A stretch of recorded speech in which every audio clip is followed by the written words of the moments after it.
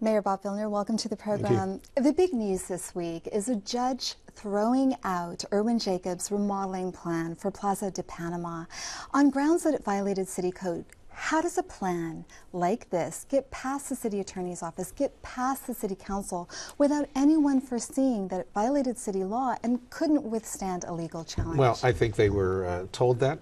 I told them that at a city council meeting. They chose not to listen. They thought they could bully their way through the whole system.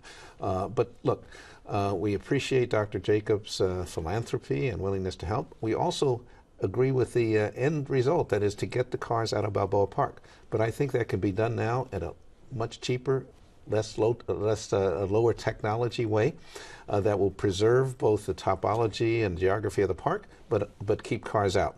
I wrote a plan 20 years ago when I was on the city council to park cars around in the perimeter of Balboa Park, even have a parking structure outside, and then use a tram system to get people into the park. That tram system becomes part of the experience of Balboa Park. So I hope we can move forward with that. And do you expect something like that to happen before the centennial celebration in 2015? I do, because the centennial celebration would have required something like that anyway, because we're going to have to keep cars out. So we would have had to do this in any case. So let's start now, show that it works, and build from there. On the topic of allowing medical marijuana dispensaries to operate within the city, you're working on an ordinance you say is similar to one that was adopted by the City Council 2 years ago, but that was successfully repealed. How do you make sure that doesn't happen again?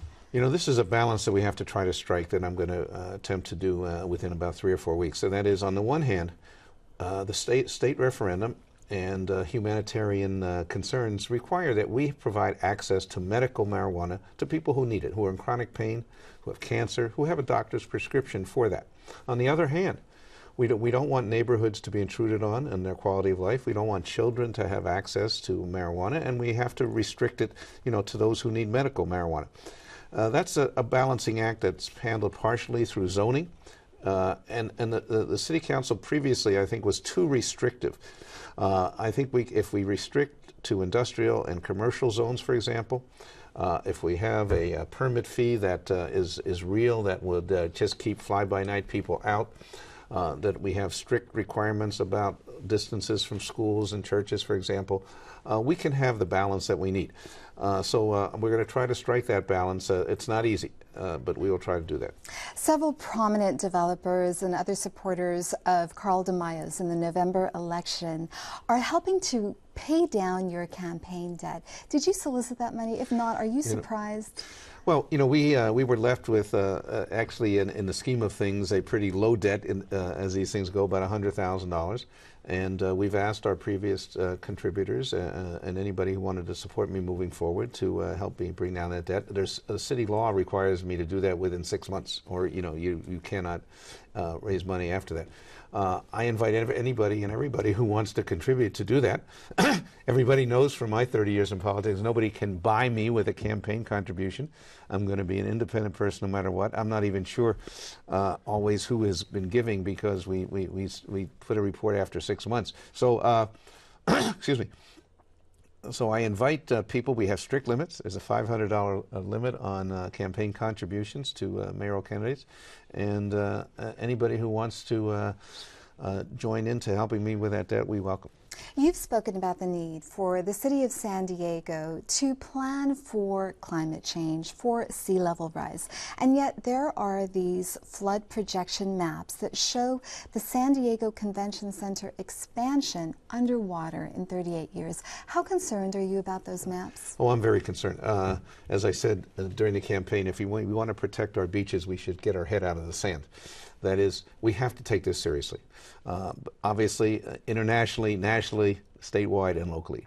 And we have a responsibility in San Diego to do whatever we can. We can't, stop the glaciers from melting, but we can take in our energy situations and the use of our water, our carbon emissions, we can take steps here. I've asked a couple people recently to chair a committee, which we'll announce soon, on to come up with a very strategic climate management plan for San Diego. which will require things like zero energy kinds of buildings in the future, and we have to contribute whatever we can to this effort. As you know, Southern California Edison wants to reopen San Onofre nuclear plant at a reduced capacity. Several cities in Southern California are pressuring federal regulators not to let that happen until a trial-like public hearing is held, in which Edison has to prove that this plant is safe to reopen. What's your position? Yeah. Well, I think that hearing is absolutely critical and necessary. Look, we don't want to be a 3 Mile Island. We don't want to be a Chernobyl. We don't want to have a situation as they had in Japan. I mean, the safety of nuclear plants is very shaky. And if they're on earthquake faults, if they're near the ocean, as San Onofre is, and in this case, when a steam generator has enormous problems with some of the critical components, then as someone who has to care primarily about the safety of our citizens, I will be a voice for saying, unless you can assure us, all of our citizens, of the safety of that plant, we should not reopen it. And so we have to have a hearing to do that. So far, the city of San Diego hasn't taken a formal position on this. Do you want to see that happen? Well, I have, and I would hope if the city council will not, I will speak as the mayor at those hearings. And say, and I think their plan for running it at a reduced level to see how safe it is very, very irresponsible. You're talking about a nuclear accident as possible. I mean, we're talking about millions of people who can be at risk. So I don't want to see it open before it's proven safety first. San Diego Mayor Bob Filner, thank you for coming on the program. Thank you.